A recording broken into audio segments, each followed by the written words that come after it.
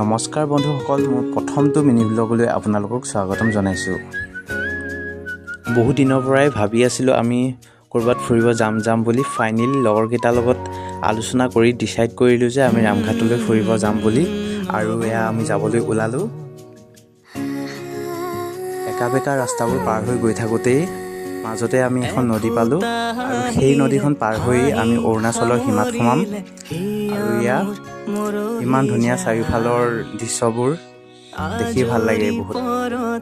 কথাবোৰ গাঁঠিলো পাহৰো তোমাকে পাই, মৰম কি এনেকুৱাই, মৰম কি। আৰু গৈ ৰাস্তাতে এখন দোকান পালোঁ, আৰু সেই দোকানখনতে ভাইটি ভণ্টি সৰু সৰু বাচ্ছা দুটা আছিলে, আৰু সিহঁতৰ পৰাই কিবা কিবি কিনি ল'লোঁ।